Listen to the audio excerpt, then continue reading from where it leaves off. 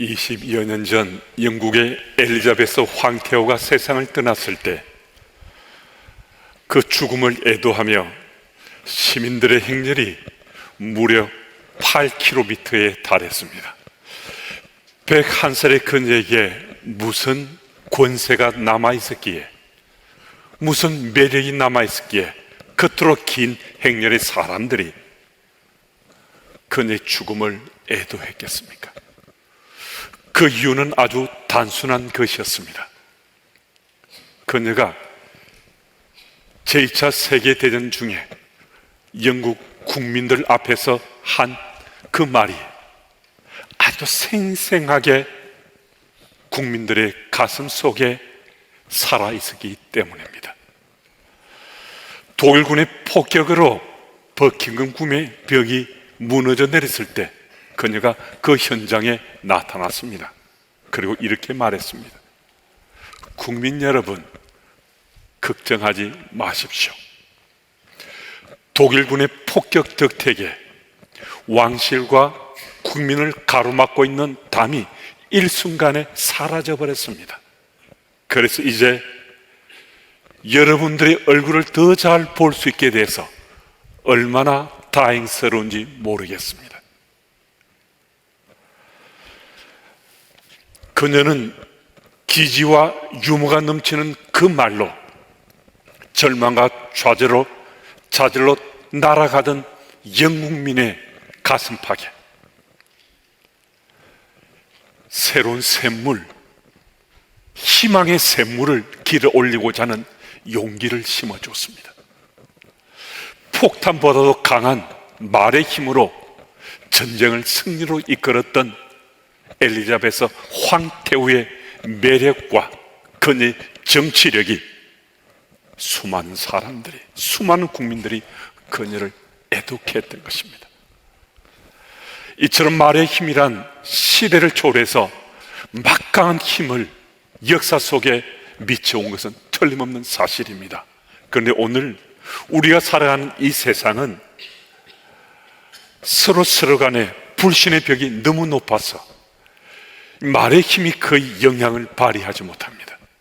그런데 이런 가운데서도 파워풀한 능력을 발휘하는 이 말의 힘이 있습니다. 그것은 여호와 하나님의 말씀입니다.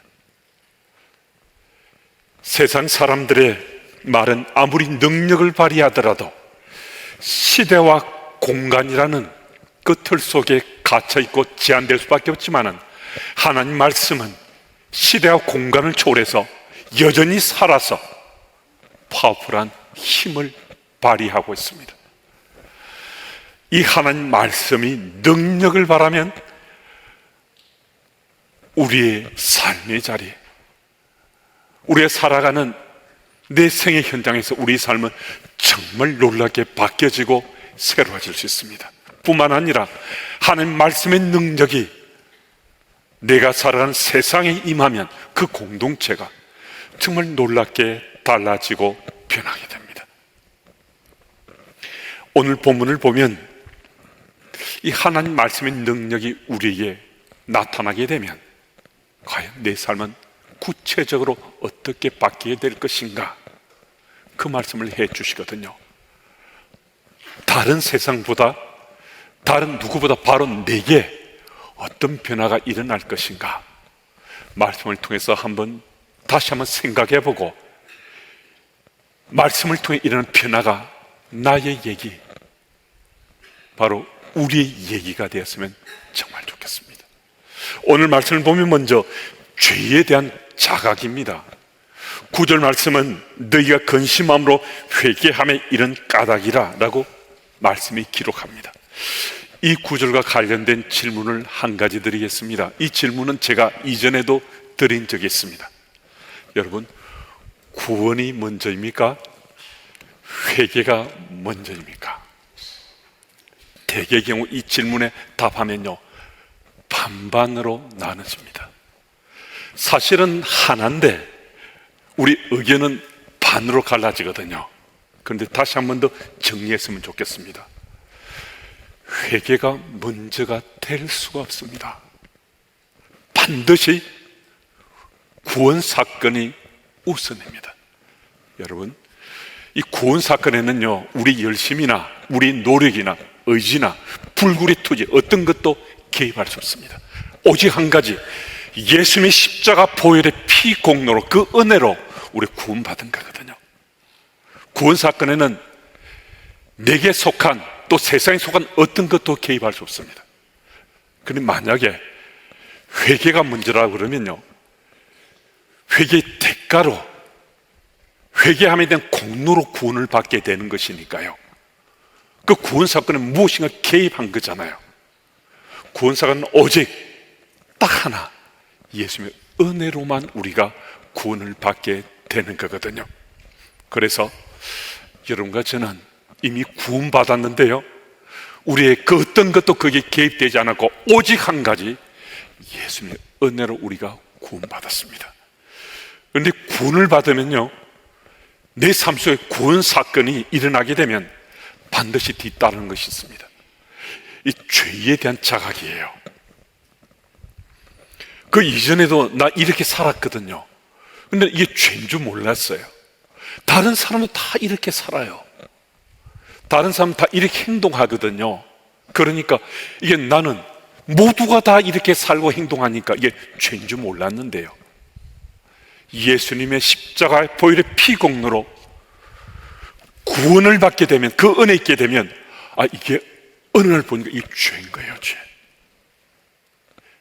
죄에 대한 자각이 시작되는 거거든요. 그런 죄에 대한 자각이 있으면 죄에 대한 용서가 따르게 되고요, 그래 용서를 구하게 되는 거죠. 그럼 용서함을 받으면서 우리는 회개에 합당한 열매를 맺게 되는 거예요.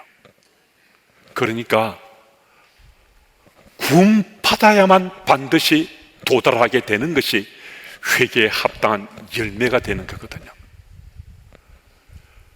그런데 여러분, 나 이제 구원받았어요. 구원받은 그리스도인 살아요. 저는 분명히 구원받은 그리스도인이거든요. 그럼에도 그 다음에 죄 짓지 않는가? 그렇지 않습니다. 제 스스로 이거 죄인데 하나님을 의식하면서도요, 제가 실수할 수 있습니다. 저 죄 짓곤 합니다. 근데 제가 의식하면서도 이 죄를 지을 때가 있다면, 의식하지 못하고서는 훨씬 더 많은 죄를 지을 수도 있잖아요. 죄에 대한 자각이 있는데도 죄에 대한 용서를 구하지 않아요. 왜 그런지 아십니까? 왜 그런지 아십니까? 여러분, 죄에 대한 자각이 있을 때 죄에 대한 용서를 구하게 되는 것은요, 하나님 말씀의 능력이 내게 체험되면 그때 우리가 죄에 대한 자각과 더불어 죄에 대한 용서를 구하게 되는 거예요. 그럼 여러분과 제가 오늘 하나님 말씀의 능력이 내 삶에 부딪히고 그 말씀에 내가 사로잡히지 않으면요, 죄에 대한 깨침은 이거 가능해요. 이건 있는데 죄에 대한 용서를 구하지 않으니까 회개에 이르지 못하는 거예요. 그건 죄 짓고 그냥 사는 거예요. 그래서 예수 믿었다 하더라도 분명히 구원받은 그리스도인인데 세상에 나가서 안 믿는 사람이나 우리나 전혀 구별됨이 없습니다. 똑같이 살아요. 왜 똑같이 삽니까? 죄 짓고도 용서를 구하지 않으니까요. 예수 안 믿는 사람들도 죄 짓고 용서 구하지 않거든요. 죄에 대한 용서를 구하는 것은 구원받은 자기 체험을 한 사람만이 죄에 대한 용서를 구할 수 있거든요. 회개에 합당한 열매를 맺는 것은 예수 믿는 사람만이 이게 가능해요. 안 믿는 사람은 회개하지 않거든요. 회개에 이르지 못하거든요. 그런데 죄 짓고도 죄에 대한 용서를 구하지 않으면 세상 사람과 똑같은 거죠. 그들은 우리 보고 뭐가 다르냐고, 예수 믿는 너거나 예수 믿지 않는 우리나 뭐가 다르냐고, 똑같다는 거거든요. 왜 그렇습니까? 하나님 말씀의 능력에 내가 사로잡혀 지금 못 살기 때문입니다. 우리가 구원 사건을 경험했을 때 어땠습니까? 예수님 은혜가 내게 채워졌잖아요. 하나님 말씀에 사로잡히잖아요. 그러니까 우리가 이 죄인 줄 알고 죄에 대한 용서를 구했고 회개에 이르게 됐잖아요. 그래서 여러분, 죄에 대한 자각이 있다는 것은 이건 하나님 은혜입니다. 그러면 사모해야 됩니다. 소망해야 됩니다. 어떻게 해요? 하나님 말씀의 능력이 나를 사로잡을 수 있도록. 여러분, 이 소망 가지고 우리가 살아가야 우린 세상 속의 그리스도인으로 오늘도 살아낼 수 있습니다. 예수님께서 말씀하셨습니다. 우리가 말씀을 체험하면 그 말씀이 우리 죄를 깨닫게 한다고 분명히 말씀하셨고요. 시편 51편 4절 말씀은 개역 개정판 성경보다 표준 세번역으로 우리가 번역에 읽으면 훨씬 더 뜻을 잘 알 수 있거든요. 이 구절은 같이 읽어보겠습니다. 우리 함께요. 주님께만, 오직 주님께만 나는 죄를 지었습니다. 주의 눈앞에서 내가 악한 짓을 저질렀으니 주님의 유죄 선고가 마땅할 뿐입니다. 주님의 유죄 선고는 옳습니다. 아멘. 다윗은 바세바를 범하고 우리아를 사지로 몰아넣었습니다. 그래서 우리아는 죽었습니다. 그런데 그 다음 성경에 기록된 다윗의 스토리를 보면요, 다윗은 전혀 죄의식이 없습니다. 지금 간음죄를 저지르고 살인죄를 저지르는데도 죄에 대해서 무감각하고 전혀 그 일에 대해서 양심의 가책도 느끼지 않고 당당합니다. 아주 잘 삽니다. 평안하게 잘 삽니다. 그것도 한 달, 두 달도 아니고 거의 1년 가까이를 아무런 문제 없이 잘 살았습니다. 그러다가 다윗이 하나님 앞에 꼬꾸라졌잖아요. 통에 자복하면서 완전 꼬꾸라져서 자신의 죄를 토해냈잖아요. 어떻게 그게 가능했죠? 무슨 일이 생긴 거죠? 나단 선지자가 찾아와서 하는 말씀으로 너 죄인이다. 너는 살인죄를 지은 죄인이다. 하는 말씀으로 말씀했을 때 그 말씀이 다윗에게 부딪히고 말씀에 사로잡혔을 때 그는 가슴 치면서 자신의 죄짐을 통회하고 자복하면서 죄에 대한 용서를 구했습니다. 여러분과 저도 마찬가지입니다. 여러분, 죄에 대한 자각이 있다면요, 반드시 죄에 대한 용서를 구해야 됩니다. 그냥 이게 안 되거든요. 하나님 말씀에 사로잡혀야 가능하다면 어떻게 해요? 오늘도 말씀을 사모해야 되죠. 정말 내가 말씀의 능력에 사로잡히도록 소망하면서 예배의 자리에서 다시 한 번 더 마음에 결심하는 겁니다. 주님, 정말 말씀을 사모하고 말씀의 능력에 사로잡혀 살겠습니다. 은혜 베풀어 주십시오. 이 소망 가지고 하나님 나라 백성으로 오늘도 잘 살고 내일도 회개에 합당한 열매 맺음으로 그 다음 우리 삶이 이전과 전혀 다른 그리스도인의 삶을 잘 살아내시는 여러분들이 다 되시기 바랍니다. 그리고 또 하나님 말씀의 능력이 나의 삶에 부딪혀오면 하나님의 용서가 체험된다는 거예요. 죄를 자각하고 죄에 대한 용서를 구했잖아요. 그런데 놀랍게도 죄에 대한 용서를 구했는데 하나님 용서가 내게 체험된대요. 11절 말씀을 보면 회개 열매가 맺은 그 다음은 우리 삶이 깨끗해진다라고 기록하고 있습니다. 창세기 32장 6절 말씀을 제가 읽습니다. 사자들이 야곱에게 돌아와 이르되 우리가 주인의 형 에스에게 이른즉 그가 400명을 거느리고 주인을 만나려고 오더이다. 야곱은 형 에스가 400명을 이끌고 자기를 맞으러 온다는 그 보고를 받고 두려움과 공포에 벌벌 떱니다. 20년 만에 바단 아람에서 지금 고향으로 돌아온 길이잖아요. 고향에 대한 그리움, 기대감, 기쁨과 즐거움이 가득 찰 것 같은데 그렇지 않은 겁니다. 왜 그렇습니까? 바단 아람에서 지금 고향으로 20년 돌아온 발걸이면 신바람 나야 되잖아요. 그런데 야곱은요, 자신이 바단 아람으로 도망치기 직전에 형이 비장한 결의를 하고 다짐하는 그 소리를 들었는데 그게 지난 20년도 자기 뇌를 떠나지 않았습니다. 내가 야곱을 죽이리라. 반드시 내가 야곱을 죽이리라. 형 에서가 했던 그 말이 계속 자기에게 메아리치고 있었기 때문입니다. 형을 만나기 전날 밤 야곱이 하나님 사자와 밤이 새도록 씨름합니다. 창세기 30장 25절 말씀은 우리 같이 읽겠습니다. 우리 함께요. 자기가 야곱을 이기지 못함을 보고 그가 야곱의 허벅지 관절을 치매 야곱의 허벅지 관절이 그 사람과 씨름할 때에 어긋났더라. 아멘. 그리고 이 말씀을 이어서 하나님의 사람이 야곱을 이기지 못해서 하나님의 사자가 야곱과 씨름했는데 졌다는 거거든요. 이 져 죽는데요. 우리가 생각하면 이해가 안 되잖아요. 아니 야곱과 하나님의 사자가 씨름했는데 이 단판승이죠. 한 방에 이길 것 같잖아요. 그런데 성경은 하나님의 사자가 이기지 못했다라고 기록하고 있거든요. 물론 하나님 사자가 져준 거잖아요.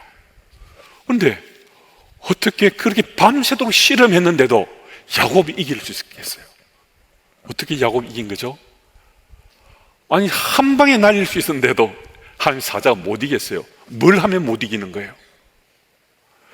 여러분, 야곱이 고집을 피우는 것, 야곱이 아집을 드러내는 것, 이건 도저히 못 이긴 거예요.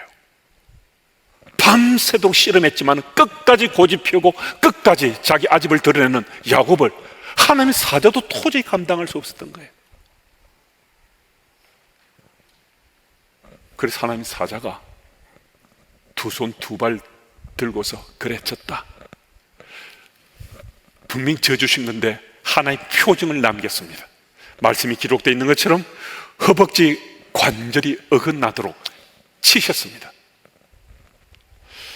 이 구절을 개혁판 성경이 개혁 개정판보다 훨씬 더 잘 번역하고 있거든요.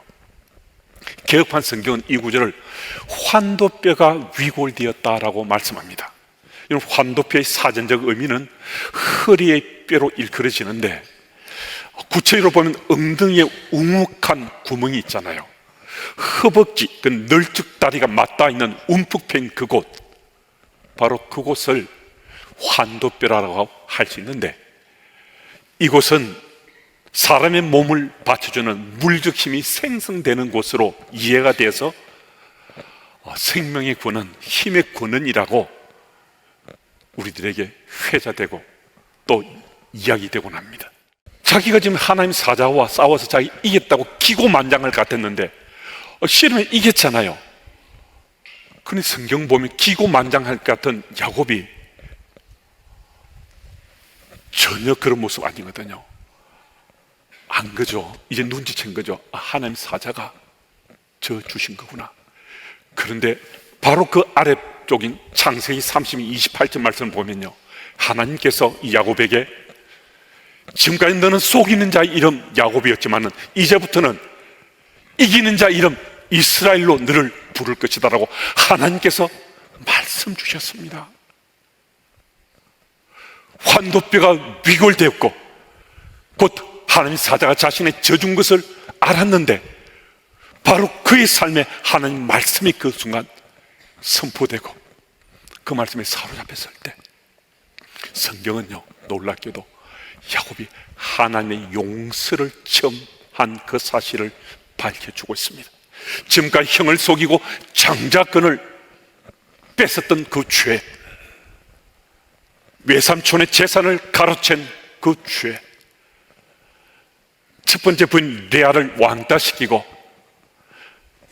둘째 라헬만을 사랑하는, 그래서 레아의 가슴팍에 한을 심어주었던 그 죄, 기타 등등 많은 죄, 그 죄에 대해서 야곱은 하나님 말씀이 자기를 사로잡았을 때 하나님께서 그 모든 죄를 용서해 주시는 하나님의 용서하심을 체험하게 됐습니다. 여러분, 우린 참 고집스럽지 않습니까? 제가 그렇거든요. 우리 아직도 강하고 때로 교만도 떨곤 하지 않습니까? 우리는 이것 잘 포기하지 못합니다. 그런데 야곱을 한번 보십시오. 야곱도 정말 고집 세고요, 아직도 강하고요, 안 그런 것 같지만은 교만을 심심찮게 뜨는 인생인데 그건 모든 걸 다 내려놓았어요. 어떻게 해요? 하나님 말씀에 야곱이 사로잡혔을 때, 하나님 말씀의 능력이 그의 삶에 겹쳐지게 되었을 때, 그는 정말 이전과 다른, 정말 변화된 하나님 나라 백성으로 새로운 삶이 시작되었던 것입니다. 여러분, 혹시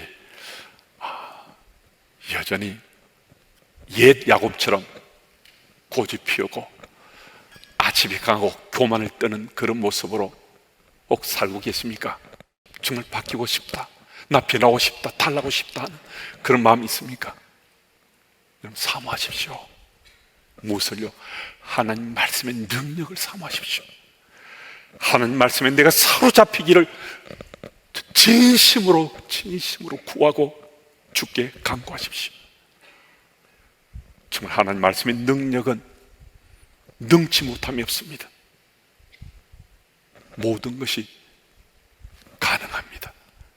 이 사실을 믿으시고 나의 고집과 아집과 교만을 다 이제 내려놓고 하나님 말씀에 사로잡혀서 이 순간 전혀 다른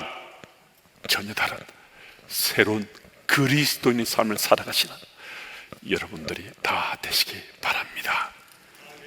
그리고 오늘 보면 고린도후서 7장 15절 말씀을 보면 바울이 연수한 디도를 고린도 교회에 보냈는데 깜짝 놀랄 일이 벌어져요. 우리가 잘 안 믿어질 정도인데요, 이건 고린도 교회가 어떤 교회입니까? 타락하고 부패한 세상 속에 세상과 한번 맞짱 뜨려고 했던 사람들이 이 고린도 교우들이에요. 음란의 대명사가 된 그 교회가 바로 이 고린도 교회거든요. 그 소식을 전해 들었던 바울이 쇼크를 받을 만큼 정말 자신이 개척한 교회가 이럴 수가 없다라고 가슴을 쳤던 교회가 이 고린도 교회인데요, 이 고린도 교회를 연수한 디도가 방문했는데 어떻게 이 고린도 교우들이 두려워 떨면서 영접할 뿐만 아니라 디도의 말에 순종했다라고 기록하고 있습니다. 그럼 우리 눈치챌 수 있지 않습니까? 무슨 일이 일어난 거죠? 어떤 일이 있었습니까? 성경은 그 사실을 상세히 기록하고 있지 않지만은 디도가 하나님 말씀의 능력에 사로잡힌, 하나님 말씀을 무장한 모습으로 고린도 교우들 앞에 나타났을 때 그들이 두려워 떨기까지 하면서 디도의 그 말에 순종했습니다. 여러분, 말씀으로 디도가 무장하니까 그의 삶의 향치가 거룩함의 신비를 드러내게 됐습니다. 이 참 중요한데요, 여러분과 제가 하나님 말씀에 사로잡혀서 세상 속에 살게 되면 믿지 않는 사람들은 내 삶 속에 거룩함의 향치를 느낄 수 있는 그런 은혜가 있다는 것입니다. 여러분, 우리 소망하십시다. 세상이 아무리 탁해지더라도, 세상이 아무리 부패와 타락을 부추기더라도 하나님 말씀에 사로잡히면 나는 구별된 그리스도인으로 거룩한 삶을 살아낼 수 있습니다. 이 사실을 믿으시고 하나님 말씀의 능력을 체험하고 하나님 말씀의 능력에 사로잡힘으로 거룩함을 회복하고 신실한 하나님 나라 백성으로 오늘도 살고 이번 한 주간도 잘 살아내시는 여러분들이 다 되시기를 축복합니다.